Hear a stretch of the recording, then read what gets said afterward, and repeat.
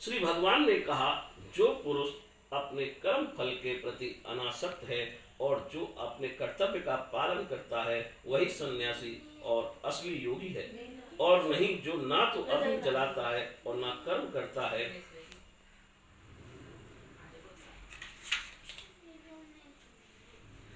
हे पांडु पुत्र, जिसे सन्यास कहते हैं उसे तुम योग अर्थात परम ब्रह्म से युक्त होना जानो, क्योंकि इंद्रिय तृप्ति के लिए इच्छा को त्यागे बिना कोई कभी योगी नहीं हो सकता।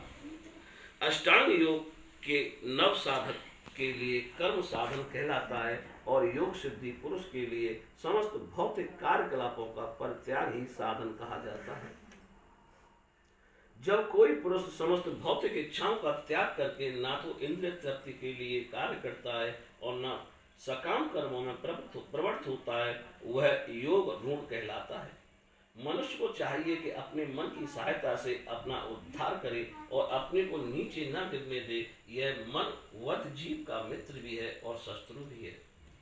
जिसने मन को जीत लिया उसके लिए मन सर्वश्रेष्ठ मित्र है, किंतु जो ऐसा नहीं कर पाया उसके लिए मन सबसे बड़ा शत्रु बना रहेगा।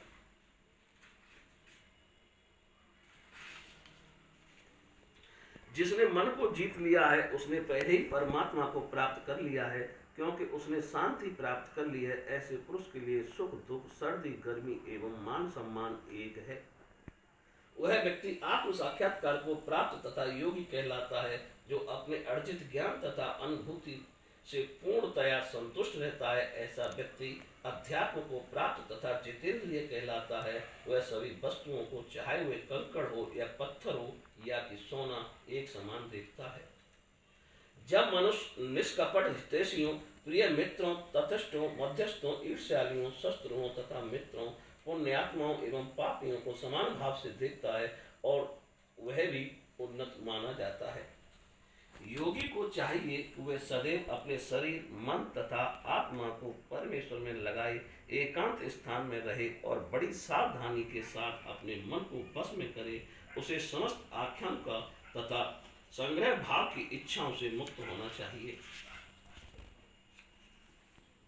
योगाभ्यास के लिए योगी एकांत स्थान में जाकर भूमि पर कुसा बिछा दे और फिर उसे मृगछाला से ढके और ऊपर से मुलायम वस्त्र बिछा दे। आसन ना तो बहुत ऊंचा हो ना बहुत नीचा, यह पवित्र स्थान में स्थित हो। योगी को चाहिए कि इस पर दृढ़ता पूर्वक बैठ जाए और मन, इंद्रियों तथा कर्मों को वश में करते हुए तथा मन को एक बिंदु पर स्थिर करके हृदय को शुद्ध करने के लिए योगाभ्यास करे।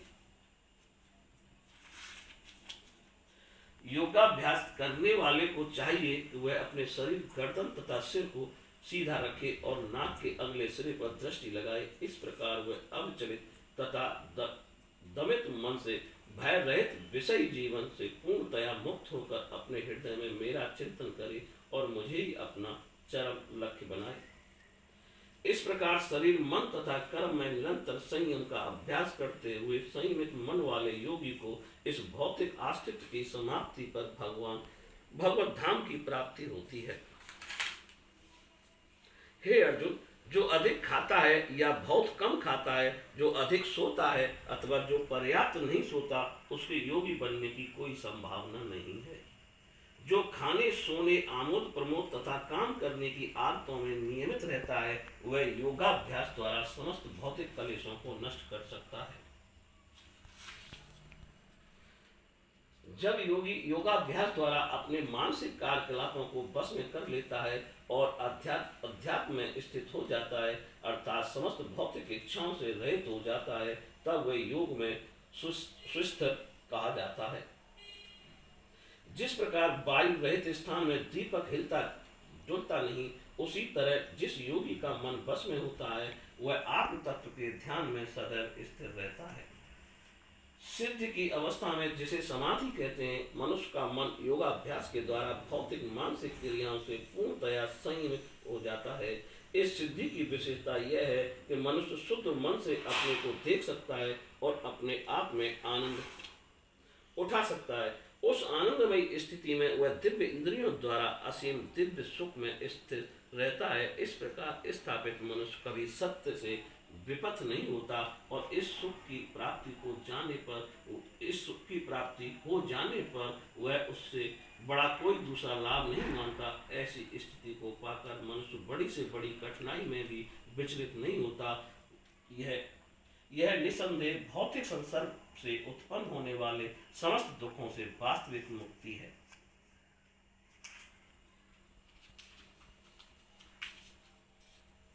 मनुष्य को चाहिए कि संकल्प तथा श्रद्धा के साथ योगाभ्यास में लगे और पथ से विचलित न हो। उसे चाहिए कि मनोधर्म से उत्पन्न समस्त इच्छाओं को निरुपाद रूप से त्याग दे और इस प्रकार मन के द्वारा सभी ओर से इंद्रियों को बस में करे।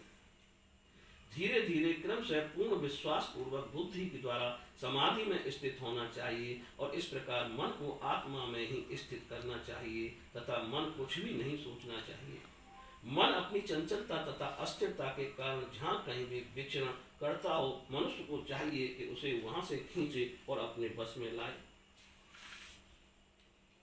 जिस योगी का मन मुझ में स्थिर रहता है वह निश्चय ही दिव्य सुख की सर्वोच्च सिद्धि प्राप्त करता है। वह रजोगुण से परे हो जाता है। वह परमात्मा के साथ अपनी गुणात्मक एकता को समझता है और इस प्रकार अपने समस्त विगत कर्मों के फल से निवृत्त हो जाता है। इस प्रकार योगाभ्यास में निरंतर लगा रहकर आत्म संयमी योगी समस्त भौतिक कर्म से मुक्त हो जाता है और भगवान की दिव्य प्रेमा भक्ति में परम सुख प्राप्त करता है। वास्तविक योगी समस्त जीवों में मुझको तथा मुझ में समस्त जीवों को देखता है। निसंदेह स्वरूप सिद्धि व्यक्ति मुझ परमेश्वर को सर्वत्र देखता है। जो मुझे सर्वत्र देखता है और सब कुछ मुझ में देखता है, उसके लिए ना तो मैं कभी अदृश्य होता हूं और ना वह मेरे लिए अदृश्य होता है। जो योगी मुझे तथा परमात्मा को अभिन्न जानते हुए परमात्मा की भक्ति पूर्वक सेवा करता है, वह हर प्रकार से मुझ में सदैव स्थिर रहता है। हे अर्जुन, वह पूर्ण योगी है जो अपनी तुलना से समस्त प्राणियों की उनकी सुखों तथा दुखों में वास्तविक समानता का दर्शन करता है।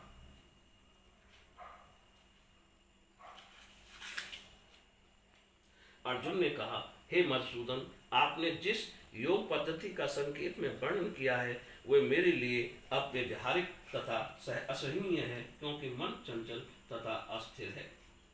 हे कृष्ण, चूंकि मन चंचल, उच्छृंखल, हठीला तथा अत्यंत बलवान है, अतः मुझे इसे बस में करना वायु को बस में करने से अधिक कठिन लगता है। भगवान श्री कृष्ण ने कहा, हे महाबाहु कुंती पुत्र, निसंदेह मन चंचल को बस में करना अत्यंत कठिन है, किंतु उपयुक्त अभ्यास द्वारा तथा विरक्त द्वारा ऐसा संभव है। जिसका मन उच्छृंखल है उसके लिए आत्म साक्षात्कार कठिन कार्य होता है, किंतु जिसका मन संयमित है और जो समुचित उपाय करता है उसकी सफलता ध्रुव है, ऐसा मेरा मत है। अर्जुन ने कहा, हे कृष्ण, उस असफल योगी की गति क्या है जो प्रारंभ में श्रद्धा पूर्वक आत्म साक्षात्कार की विधि ग्रहण करता है, किंतु बाद में भौतिकता के कारण उससे विचलित हो जाता है और योग शुद्धि को प्राप्त नहीं कर पाता।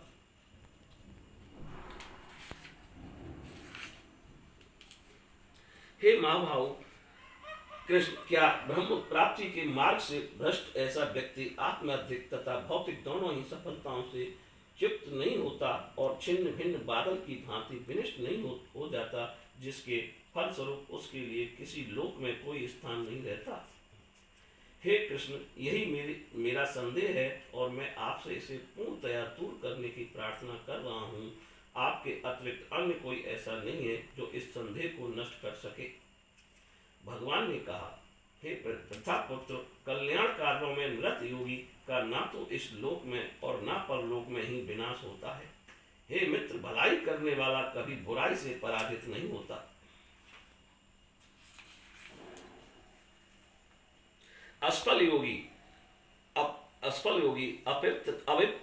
अवित्र आत्माओं के लोकों में अनेकानेक वर्षों तक भोग करने के बाद या तो सदाचारी पुरुषों के परिवार में या कि धनवानों के कुल में जन्म लेता है, अथवा यदि दीर्घ काल तक योग करने के बाद असफल रहे तो वह ऐसे योगियों के कुल में जन्म लेता है जो अति बुद्धिमान है। निश्चय ही इस संसार में ऐसा जन्म दुर्लभ है।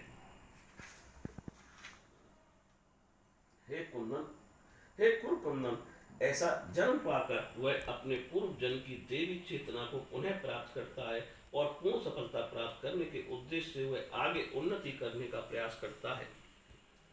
अपने पूर्व जन्म की देवी चेतना से वह ना तो चाहते हुए भी स्वतः योग के नियमों की ओर आकर्षित होता है। ऐसा जिज्ञासु योगी शास्त्रों के अनुष्ठानों से परे स्थित होता है। और जब योगी समस्त कलमश से शुद्ध होकर सच्ची निष्ठा से आगे प्रगति करने का प्रयास करता है, तो अंततोगत्वा अनेकानेक जन्मों के अभ्यास के पश्चात सिद्धि लाभ करके वह परम तत्व को प्राप्त करता है।